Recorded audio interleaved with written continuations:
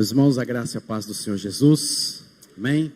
Que bom podermos estar de volta à casa do Senhor para ouvirmos a palavra do Senhor nesta noite. Vamos, mais uma vez, fechar os nossos olhos, baixar as nossas cabeças. Nós vamos orar ao Senhor, pedir ao Senhor que venha falar profundamente aos nossos corações nesta noite, em nome de Jesus. Senhor Deus, é a Tua palavra que há de ser lida, onde nós meditaremos. Ela é o nosso único alimento espiritual. É dela que nós tiramos forças, saúde espiritual. É dela que aprendemos sobre o nosso relacionamento com o Senhor, sobre o relacionamento do Senhor conosco. Mas, ó Deus, ela nos mostra que o Senhor Jesus veio para nos salvar. Que Jesus Cristo nasceu, viveu, morreu, ressuscitou, foi em ascensão ao céu, e lá intercede por nós, e de lá há de voltar para julgar os vivos e os mortos, e para levar consigo aqueles que um dia foram predestinados pelo Senhor. Nós bendizemos o Teu nome nesta noite, fala ao Teu povo, em nome de Jesus, amém, Senhor. E as coisas iam de mal a pior. Um desemprego, uma mudança radical para Moabe, o falecimento do seu marido, o casamento de seus filhos com mulheres moabitas. Logo em seguida, o falecimento de seus 2 filhos, a volta para Belém e a vergonha estampada no rosto. Noemi, sem esperança alguma, de tão amargurada, troca o seu próprio nome, de Noemi, doce, para Mara, que significa amarga. Algo novo, mas ainda bem distante, começa a acontecer na vida de 2 mulheres, Noemi e Ruth. Ruth um dia, então, resolveu colher espigas no campo, procurar um emprego, e sem nenhuma intenção de conquistar o fazendeirão Boaz, como vimos na semana passada. Ela queria apenas um emprego, ela precisava de um sustento, ela precisava de um dinheiro. Então ela simplesmente saiu para colher espigas. Por casualidade, assim diz a palavra do Senhor, ela entra exatamente na parte que pertencia a Boaz. Boaz conversa com ela e lhe trata de forma extremamente benigna. E Noemi, lá na sua casa, quando Ruth volta e conta onde ela esteve e o que ela fez, Noemi se lembra que ele, este homem Boaz, poderia ser o resgatador da vida de Ruth, bem como propriamente a de Noemi. Noemi tomava iniciativa e Ruth foi envolvida num plano meio que estranho, altamente perigoso, altamente tendencioso, com chances inclusive de não funcionar e ainda mais, piorar a situação em que as duas se encontravam. Isso tudo para promover uma conversa entre Ruth e Boaz, pois ela sabia que Boaz poderia ser o grande e esperado resgatador diante de toda aquela história. Nessa conversa, de noite, de madrugada, apenas Ruth e Boaz na eira, onde haviam colhido os trigos, e estes 2 começam a conversar. Boaz diz para ela: olha, você tem que ir embora mais cedo, porque vai que alguém nos vê aqui. Mas nesta conversa, em todo este abrir de leque da história de Ruth para com Boaz, Boaz diz no capítulo de número 3, versículo de número 13, eu te resgatarei, eu farei isso. Que promessa abençoada para Ruth, diante daquela situação terrível na qual ela passava, bem como a sua sogra. Mas havia uma barreira para o resgatador Boaz. Como sempre, né, queridos, aparece na vida da gente algo quando tudo está indo bem. Você acha que as coisas vão dar certinho, é só fazer isso, é só esperar, só vai acontecer isso. Há uma promessa, há tudo certinho, mas de repente, uma coisa inesperada acontece. E eis que havia uma barreira então para que Boaz fosse o resgatador. E Boaz levanta essa barreira para Ruth, dizendo: há um outro resgatador antes de mim. Ou seja, há um parente que, segundo a lei de Deuteronômio e Levítico, que ele sim pode resgatar você. Eu sou um parente um pouco mais distante, mas há um outro resgatador que pode fazer isso. Querendo ou não, era uma barreira, porque depois de todo aquele plano, depois de toda a aproximação de Ruth com Boaz, depois de tudo que acontece, a promessa é feita: eu vou te resgatar. Ainda vem o mas tem um parente que é mais próximo do que eu. Imagina o coração de Ruth. Imagina Ruth ouvindo aquilo: meu Deus, como que eu vou fazer para me aproximar deste homem, deste outro resgatador que Boaz está me falando? Nesse tempo, Deus, a quem Noemi disse estar contra ela, deu sinais de que ele estava com elas. Deu sinais da sua graça, sustentando-as todos os dias da vida delas, mostrando a elas: eu estou contigo. Há um plano maior, sim. Há necessidade de um resgate, sim. Mas eu estou contigo, levando a você o alimento, o vestuário, a proteção, a partir da pessoa e obra de Boaz. Então, o capítulo 4, que é o nosso último capítulo hoje do livro de Ruth, vem para nós a seguinte pergunta: será que Boaz as resgatou? Será que a esperança se tornaria mesmo realidade? E se não tornou? Então a gente percebe toda essa expectativa agora se alinhando ao último capítulo. O que será que vai acontecer em toda esta história? Há um resgatador, mas há um resgatador mais próximo. Há uma expectativa de que seja Boaz, mas ainda não sabemos. Há uma promessa do que vai acontecer, mas agora uma barreira é levantada. Quem há de nos resgatar? O que vai acontecer conosco? Qual o fim dessa história? Como tudo será? Meus irmãos, quero falar nesta noite sobre quando a esperança se torna realidade. Quando a esperança se torna realidade. Há um versículo na Bíblia que eu gosto muito, que fala: a esperança que se adia faz adoecer o coração, mas o desejo cumprido é árvore de vida. Olha que coisa boa. A esperança foi adiada por um certo tempo no coração de Ruth, no coração de Noemi. Isso adoece o nosso coração.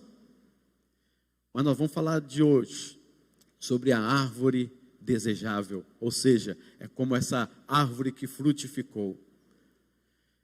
E é nesse contexto que nós vamos ver algumas coisas também acerca do Natal. Ruth, capítulo de número 4. Vamos ver um pouco mais dessa história então? Ruth, capítulo 4, eu lerei até o versículo de número 12. Lógico que nós já vamos saber da história ao ler estes versículos. Mas eu quero mostrar algumas coisas para os irmãos, como é que nós chegamos até o versículo de número 12 por meio da leitura. Diz assim: Boaz subiu à porta da cidade e assentou-se ali. Eis que o resgatador de que Boaz havia falado estava passando. Então lhe disse: ô fulano, chega-te aqui e assenta-te. Ele se virou e assentou. Então Boaz tomou 10 homens dos anciãos da cidade e disse: assentai-vos aqui. E assentaram-se. Disse o resgatador: aquela parte da terra que foi de Elimeleque, nosso irmão, Noemi, que tomou da terra dos Moabitas, a tem para a venda. Resolvi, pois, informar-te disso e dizer-te: compra na presença desses que estão sentados aqui e na de meu povo. Se queres resgatá-la, resgata-a. Se não, declara-mo para que eu o saiba, pois outro não há senão tu que a resgate, e eu sou depois de ti. Respondeu ele o quê? Eu a resgatarei.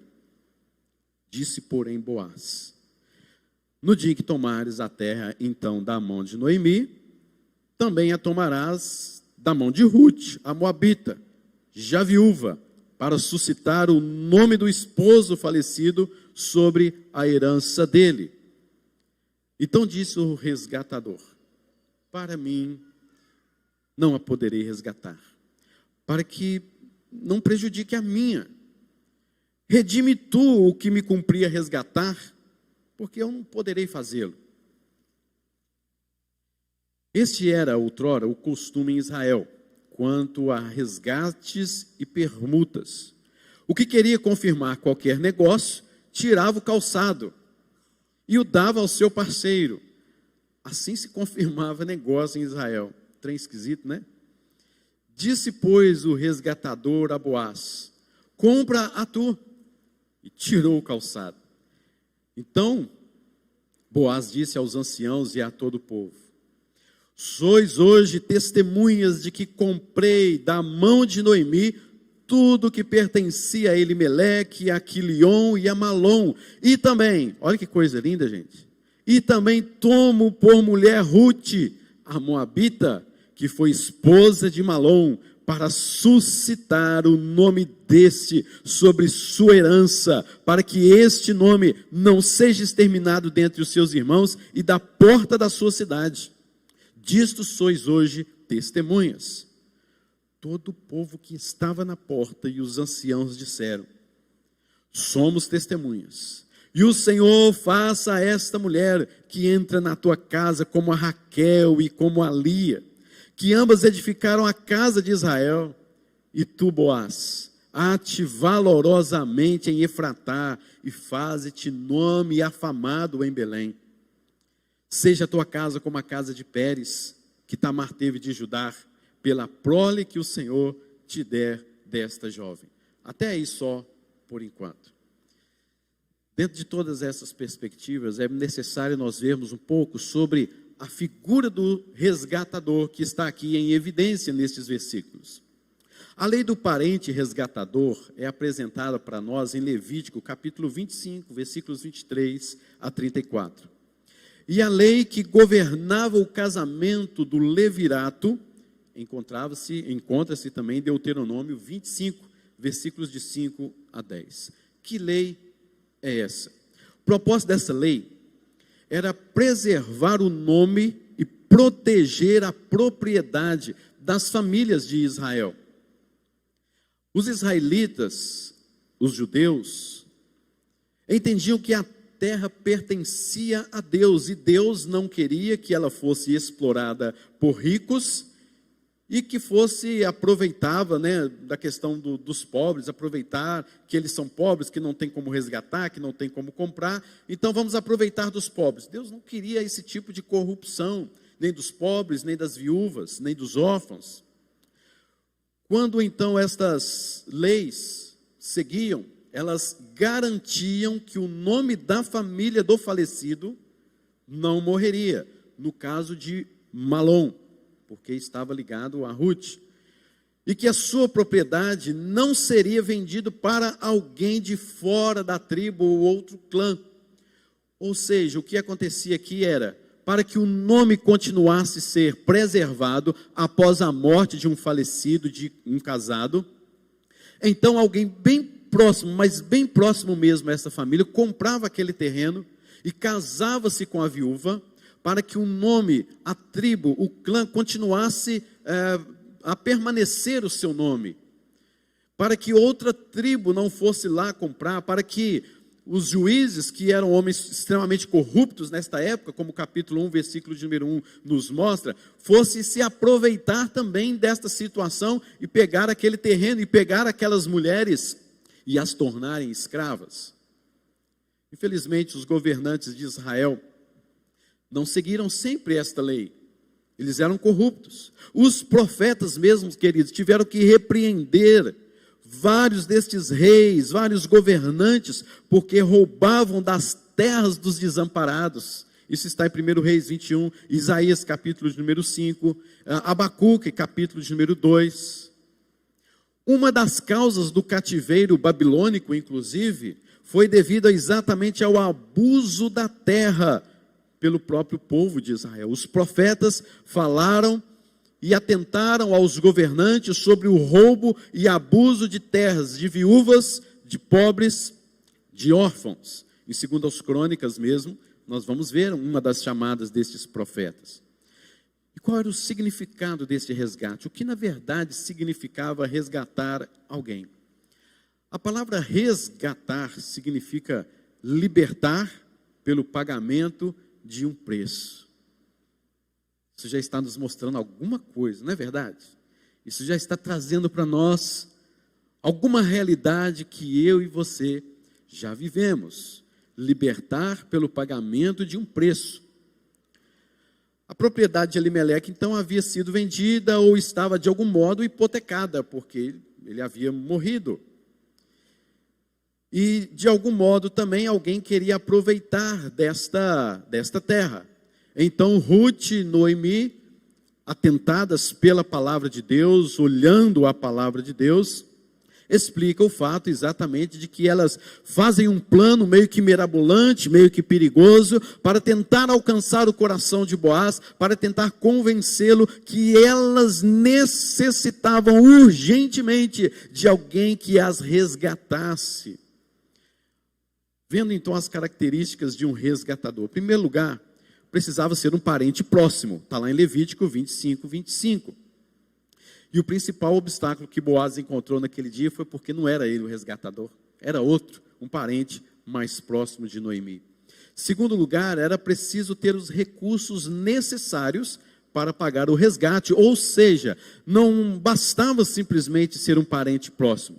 Ele tinha também que ter os recursos necessários para pagar o resgate.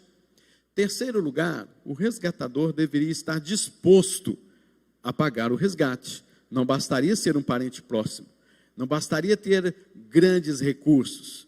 Ele também deveria estar disposto a pagar por este resgate. E o método deste resgate, querido, na antiguidade, a porta da cidade, você viu que nós lemos aí no versículo de número 4, Boaz subiu à porta da cidade e assentou-se ali.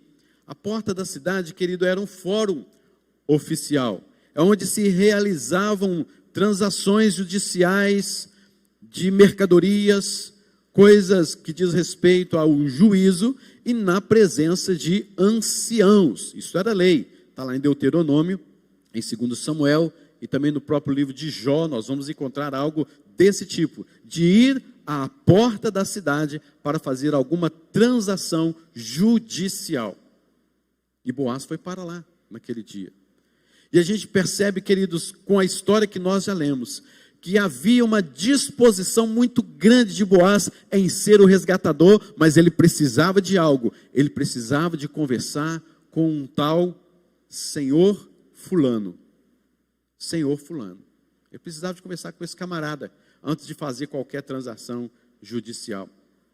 E quando o resgatador Boaz vai para a porta da cidade, alguns comentaristas dizem que foi algo casual, coincidente à luz da natureza humana, porque nós não temos aqui nenhum convite de Boaz para fazer esta reunião. E também o próprio Boaz chega e fala com os anciãos: vocês que estão aqui, me ajuda aqui, sente-se aqui comigo. Então não havia muita coisa marcada, não era muita coisa assim tão formal assim. E parece-nos que, enquanto Boaz foi para ali, diz o texto que ele viu exatamente o senhor fulano passando por ali. E ele gritou: ô fulano, vem aqui por favor, senta aqui com a gente. Nós vamos bater uma prosinha aqui agora, muito boa. Nós vamos bater um papo aqui, eu preciso que você preste muita atenção. Aquele homem veio educadamente, se assentou. E Boaz também chamou os 10 anciãos, as testemunhas, era obrigatório, era algo judicial, era algo da lei. Chamando então os anciãos, que hoje nós temos a figura dos presbíteros, que são exatamente estas figuras do Antigo Testamento, na implicação do Novo Testamento. E ali eles tudo estava caminhado muito bem, certinho, como manda o figurino. Agora está tudo definido. Minha pergunta é o seguinte: como é que estaria o coração de Ruth e Noemi numa hora dessa, né? Preciso de decidir uma coisa, preciso de fazer uma coisa. As duas estavam lá, né? De um lado para o outro, não sei. Talvez olhando alguma notícia no WhatsApp, talvez uma novidade no Facebook, talvez alguém está sabendo, deixa eu ver se está sendo transmitida ao vivo esta audiência lá na porta da cidade. Eu sei, queridos, que como humanamente falando, eu acho que elas estavam meio que ansiosas. Será que não? Eu não sei, a Bíblia não fala, mas eu imagino que sim. Algumas coisas estavam acontecendo, alguma decisão muito importante para Ruth e Noemi naquele dia. Pensa o coração dessas mulheres. Meus queridos, como que você fica quando coloca algo nas mãos de Deus e fica esperando? Espera, pois, no Senhor, descansa no Senhor, espera nele, confia. Hein? Como é que você fica? Eu não vou falar como é que eu fico, não, porque senão posso até passar vergonha aqui, né? Mas a gente tem que aprender, querido, a descansar mesmo no Senhor. É algo que a gente aprende, ninguém nasce sabendo isso. E por muitas vezes nós erramos desta forma, mas é necessário sim, aprendermos a esperar no Senhor. É um aprendizado. Mas então, todos no lugar certo, na hora certa, para resolver uma coisa certa. Será que a esperança se tornaria realidade? O autor, querido, aqui deste livro, nós não sabemos basicamente quem poderia ser, talvez a própria Ruth, não sabemos. Mas o autor até sabia o nome desse senhor fulano, mas intencionalmente não cita o nome deste homem. Boaz é que expõe para ele toda a situação. Isso, querido, porque o senhor fulano não iria estabelecer o seu próprio nome, mas o nome de Malom, de Elimeleque, de Ruth, à sua própria custa, porque ele iria pagar, comprar aquele terreno, casar-se com Ruth, e o nome que deveria prevalecer era o nome de Malom. Então ele já disse logo lá no versículo ali que nós lemos: eu passo diante, essa aí eu não resgato não, tem jeito não, eu passo. Versículo de número 4, versículo 4, no final, nos diz assim: respondeu ele, eu a resgatarei. Enquanto Boaz estava falando acerca do terreno, ele disse, beleza, eu resgato, opa, vai ser bom para mim, um investimento bom demais. Mas aí, Boaz, no versículo de número 5, fala assim: no dia em que tomares a terra da mão de Noemi, você vai ter que tomar também da mão de Ruth, a moabita, já viúva, para suscitar o nome do esposo falecido sobre a herança dele. Está falando assim, no dia que você tomar o terreno, você vai ter que casar com ela também. Qual foi a resposta dele? Versículo número 6, não vou fazer isso de jeito nenhum. Para mim não a poderei resgatar, para que não prejudique a mim. Olha a cabeça desse homem, olha o princípio desse homem. Esse homem é um resgatador, é o parente próximo, ele tem o dinheiro, ele tem a disposição, como vimos no versículo número 4, ele prometeu, mas aí colocou Ruth no meio. Ah não, aí não dá certo não, aí eu vou deixar. Para mim, não dou conta disso não. Para que não prejudique a mim. Redime tu, Boaz, o que me cumprir resgatar, porque eu não poderei fazê-lo. Uma esperança nasce no coração daquele fazendeirão Boaz. Ruth e Noemi não estão sabendo nada disso ainda, mas alguma coisa no coração de Boaz o enche de alegria. E eles então tiveram um costume. Qual era esse costume? De exatamente tirar o sapato, né, e dar para o outro e fechar ali o negócio. Um negócio meio esquisito, mas era um costume lá em Israel, especificamente em Judá. Resgatar, querido, significava perder parte de seus bens e deixar de escrever o seu nome na história, para que aquele que morreu, para que o nome do falecido é que supere, é que seja afamado. Querido, Boaz não está preocupado com o seu legado, mas em manter o nome de Malom por amor a Ruth. Esse homem já está apaixonado por Ruth. Esse homem já está doidinho, caidinho por essa mulher. E ele está aqui, agora os seus olhos brilharam, eu vou ser o resgatador desta mulher, desta morena. Eu vou resgatar esta mulher, estou apaixonado por ela. E já que você não pode, eu posso. Coisa boa. E aí então, queridos, por amor. O amor deve ter disposição em se envolver em situações difíceis. O amor deve ter disposição em se envolver em situações difíceis. Agora imaginemos então o amor se envolvendo em situações complicadas, onde o pecado está misturado com as coisas da vida. Porque não é somente coisas complicadas, mas também há um amor eterno, há um amor de Deus sobre nós, que não é apenas numa situação complicada em que nós estamos, mas uma situação mais ainda complicada, porque o pecado está misturado em nossas vidas, no nosso coração, a depravação total, agindo na nossa mente, agindo nas nossas vontades, agindo no nosso corpo, agindo em todas as áreas da nossa vida. O parente mais próximo tentou proteger o seu nome, a sua herança. Nem sequer sabemos o seu nome ou o que foi feito de sua família. Por isso o autor não faz questão de colocar o nome dele. É senhor fulano, pronto. É o senhor fulano de tal. Se você quiser um sobrenome mais bonito, senhor fulano de tal. Vai ser esse. Nenhum nome dele é colocado nestes registros. E agora vem a assinatura, hein? Tirar o sapato dos pés era o mesmo que passar o cartão de crédito.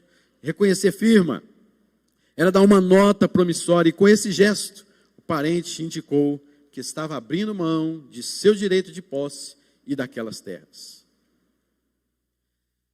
Começa um período das boas novas para Boaz e para Ruth e para Noemi, que também vai de carona nesse negócio aí. Boaz acaba de adquirir as terras de Noemi e faz a declaração do resgate, casando-se com Ruth.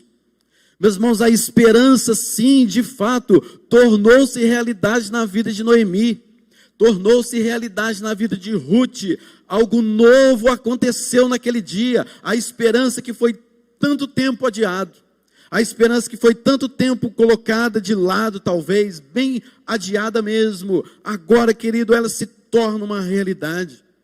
As pessoas que estão ali por perto, depois da linda declaração de Boaz, as pessoas que estão ali por perto, no versículo de número 11, diz assim: nós somos estas testemunhas, que o Senhor faça a esta mulher que entra na tua casa, como Raquel e como Lia. Elas comemoram com uma frase como essa, mas o que quer dizer isso?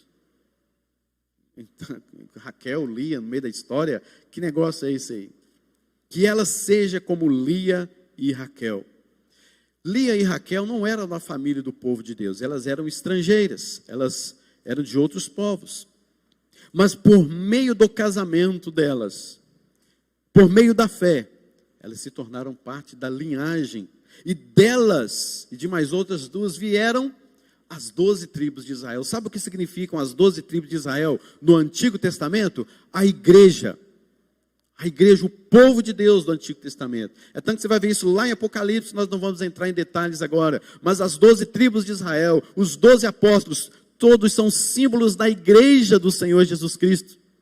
E multiplicados por 1000, a gente vai entender aí, 12 vezes 12, 144 mil pessoas, é o símbolo total dos eleitos de Deus, predestinados por Deus, resgatados por Deus. Lia e Raquel, começou lá. Duas estrangeiras também, que deram origem à igreja do Antigo Testamento. Em outras palavras, eles estavam dizendo, assim como Deus fez com Lia e Raquel, que a semente do povo de Deus continue firme em vocês. Que os seus descendentes amem o Senhor e sejam parte desse povo. Coisa bonita essa declaração. Seja como Lia e Raquel. Coisa linda. Mas eles fizeram uma outra declaração também, que você pode acompanhar aí comigo. No versículo de número 12, seja a tua casa como a casa de Pérez, que Tamar teve de Judá, pela prole que o Senhor te der desta jovem. Que comemoração é essa? O que eles estão falando aqui de Pérez, Judá, Tamar? O que é esse povo? Quem que é esse povo, na verdade? Querido, se você já leu o livro de Gênesis, especialmente o capítulo de número 38, vocês vão ver sobre o que de fato essas pessoas estão evocando nessa história das tribos de Israel, da qual viria o Messias. É a história escabrosa. Se tem uma história terrível, triste, amargurada, deprimente na Bíblia, uma delas, de tantas outras, é essa história aqui de Tamar. Tamar se vestiu como uma prostituta e se portou como tal para enganar Judá. E foi a partir desta triste história que o Senhor produziu uma bênção. Uma mulher se passando por uma prostituta para se engravidar do seu próprio sogro. E Deus usou essa história terrível, terrível, para fazer algo novo na vida daquele povo, trazendo assim o próprio povo de Judá. Pérez, filho deste terrível momento. Pérez é um dos ascendentes do Senhor Jesus Cristo, é um dos ascendentes aqui do povo de Judá, da tribo de Judá. Ele é um destas pessoas que fará parte da cadeia de ascendentes da redenção do Senhor Jesus Cristo. Então que vocês também sejam como a casa de Pérez, que Tamar teve de Judá, pela prole que o Senhor te der desta jovem. Até aqui, está muito bonito, mas vai ficar mais bonito ainda, quando a gente lê a última parte do capítulo número 4 de Ruth, que diz assim, versículo 13.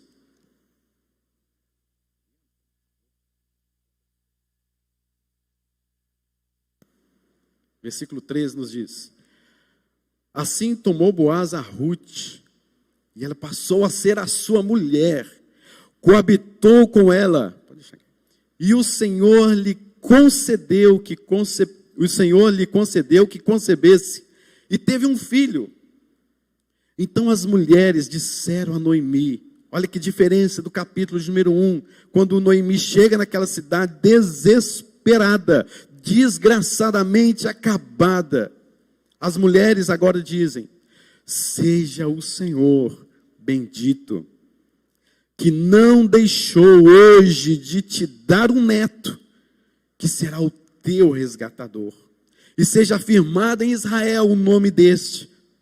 Ele será o restaurador da tua vida e o consolador da tua velhice, pois tua nora que te ama o deu à luz. E ela, Ruth, te é melhor do que 7 filhos. Noemi tomou o menino e o pôs no regaço e entrou a cuidar dele. As vizinhas lhe deram um nome, dizendo: a Noemi nasceu um filho. Veja que não coloca nem como um neto, mas como um filho, dizendo, e lhe chamaram Obed. Este é o pai de Jessé, pai de Davi. Para por aqui um pouquinho. As coisas estão abrindo agora, queridos, para nós, os leitores, depois de 3.000 anos. O leque do livro de Ruth começa a se abrir para nós, ainda de uma forma maravilhosa. Este autor inspirado por Deus, este escritor inspirado pelo Espírito Santo, ele abre um leque que mostra o que nós estamos vivendo hoje, que mostra exatamente algo que diz respeito ao Natal para nós.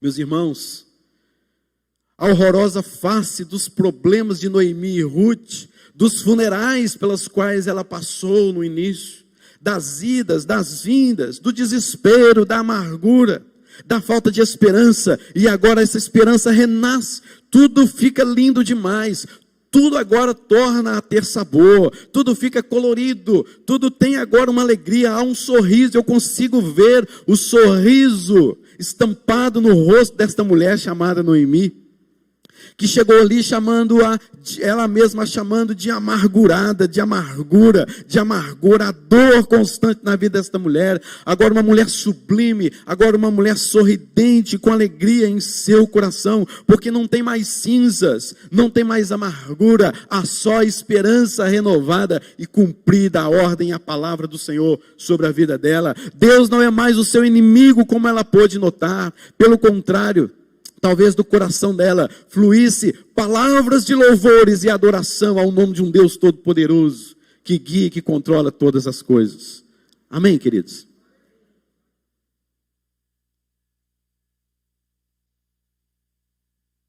Perceba que, mesmo que Deus pode restaurar qualquer contexto da sua vida, Ele pode sim transformar a tristeza que veio durante uma longa noite em alegria que chegará ao amanhecer.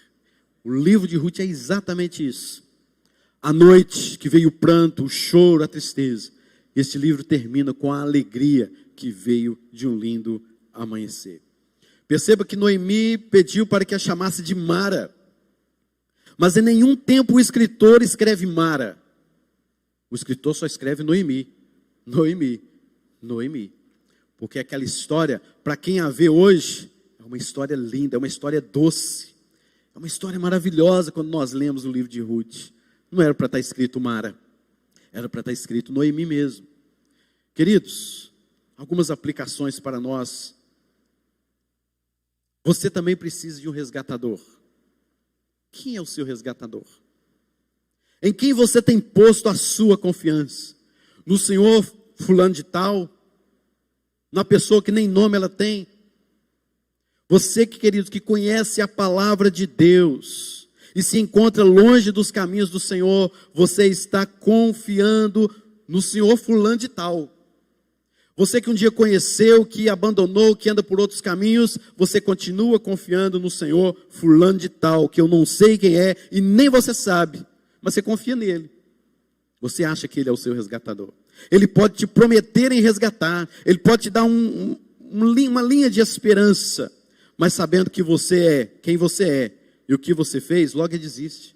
Breve ele vai desistir. Não há esperança neste mundo, não há esperança em quem ou naquilo que você está confiando de fato, não há. Você continua confiando no Senhor fulano de tal, que dentro de pouco tempo desistirá de você. E ele dirá para você, eu não posso te resgatar mais. Tudo é passageiro, há um preço. E aqui agora nos versículos finais, queridos, versículo 18, final do versículo 17. Este é o pai de Jessé, pai de Davi. O leque agora se abre para nós. São estas, pois, as gerações de Pérez. Pérez gerou a Esrom. Esrom gerou a Rão. Rão gerou a Aminadab. Aminadab gerou a Nasson. Nasson gerou a Salmão. Salmão gerou a Boaz. Boaz gerou a Obed. Obed gerou a Jessé. E Jessé gerou o grande e temido, o grande rei de Israel, chamado Davi. E aqui, queridos, nesta última parte, aqui há um sentido ainda maior para nós, que é o sentido do Natal. O livro nos mostra que houve um verdadeiro Natal naquela família, quando nasceu um filho em Belém. Eles estão em Belém, ali nasceu um menino. Ali, queridos, é onde Jesus nasceu e nasceria daqui a um tempo. Na tribo de Judá, essa é a tribo de Judá, de onde Jesus veio. Jesus é o nosso supremo resgatador e o Natal é para nos mostrar exatamente isso. Alguns acontecimentos, queridos, possivelmente aqui no livro de Ruth, cooperaram para que o Senhor Jesus Cristo viesse até nós. Coisas tais que se não tivesse acontecido, Cristo Jesus não viria. São pelo menos 16, só vou ler aqui. Olha só, se essas coisas não tivessem acontecido. A crise em Belém. Segundo lugar, a mudança para Moabe. Terceiro lugar, o casamento de Malom com a moabita Ruth. Se isso não tivesse acontecido, hein? Quarto lugar, a morte de Elimeleque e seus filhos. Quinto lugar, o retorno para Belém. Sexto lugar, esse é um dos mais belos acontecimentos. A decisão de Ruth em permanecer com a sua sogra. Se essa decisão não fosse feita, se Ruth tivesse ido com Ofra, nada disso teria acontecido também não. Nada, absolutamente nada. Não teríamos este Natal.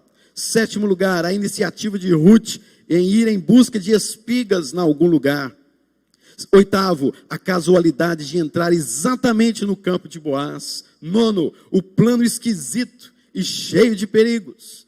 Décimo, a não rejeição de Boaz quanto ao plano. A possível aceitação de um outro resgatador. 12º, o tribunal que existia à porta da cidade. 13º, a rejeição do senhor fulano de tal. 14º, o tirar o calçado e dar ao seu parceiro. Que momento maravilhoso aquele para Boaz, para Noemi e para Ruth, de ter tirado o calçado. 15º, o resgate e o casamento.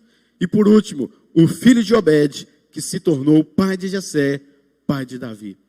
Se essas coisas não tivessem acontecido, não comemoraríamos o Natal hoje, à luz da racionalidade da história humana. Queridos, eu quero terminar então o livro de Ruth, falando sobre o Natal, aqui neste livro. O Natal veio para te mostrar que o peso da mão de Deus, o juízo de Deus, foi retirado sobre você. E você pode se voltar para Ele, para Belém, definitivamente, não importa o que você fez ou pelo que você passa. Segundo lugar, o Natal veio nos mostrar que Deus não está contra você, mas sim Ele está por você. O filho de Davi é o nosso grande, supremo intercessor diante de Deus Todo-Poderoso. Todos os dias Ele nos mostra provas da sua graça, de que Ele está conosco. Ainda que demore as coisas acontecerem aos nossos próprios olhos. Terceiro lugar, o Natal veio para te mostrar que Ele é benevolente, Ele é benigno, Ele é o seu protetor, aquele que supre as suas necessidades, que lhe oferece perdão, graça, consolo. É Ele quem te convida a sentar à mesa da comunhão, onde nem eu e você merecemos, por causa da nossa rebeldia. Em quarto lugar, queridos, o Natal veio para nos mostrar que Ele é o seu resgatador. Pois não há salvação em nenhum outro, porque abaixo do céu não existe nenhum outro nome dado entre os homens pelo qual importa que sejamos salvos. Nós não somos salvos por um fulano de tal, nós somos salvos por Jesus Cristo de Nazaré, aquele que veio, morreu pelos nossos pecados e ressuscitou dentre os mortos. Quem te salvou não foi o senhor fulano de tal. O Natal veio para nos mostrar que Ele voluntariamente abriu mão de sua glória, como Boaz fez. Não fez questão de ser humilhado, não fez questão de ser rejeitado, cuspido, levado como ovelha para o matadouro. E nem abriu a boca para o seu resgate, a realizar a esperança em seu coração de que a vida, há um recomeço, há um reinício, a vida em abundância. O Natal veio para mostrar que Jesus é o nosso intercessor e ao mesmo tempo é o nosso resgatador. Ele é quem está assentado. Perceba que no início do capítulo 4, tantas pessoas assentadas, né? Chama o senhor fulano, assenta. Vem o outro e assenta. Vem mais 10 testemunhas, assentam. Aí vem mais e assenta de novo. Queridos, o Natal veio para nos mostrar que Ele é quem está assentado diante do tribunal de Deus, como aqueles homens assentados à porta da cidade, intercedendo por você, mas certo de que Ele mesmo é o resgatador. O Natal veio para mostrar que Ele veio te libertar, te resgatar do império das trevas e te transportar para o reino do Filho do seu amor, te justificar plenamente, não imputando mais culpa nenhuma em você. Inclusive, queridos, nenhuma condenação há para os que estão em Cristo Jesus, nosso resgatador. Ele não nos resgatou por dinheiro, mas foi pelo seu próprio sangue. Meus irmãos, quando falamos Feliz Natal, nós estamos dizendo que a graça bendita do resgatador, Jesus Cristo, renove cada vez mais a sua alegria em saber que Ele veio nos resgatar e trazer vida nova, trazer esperança, trazer consolo, graça, perdão e paz ao seu coração eternamente. O Natal é a esperança nossa que se tornou realidade. Feliz Natal, assim, então, para todo mundo. Que Deus nos abençoe com esta palavra, em nome de Jesus. Amém.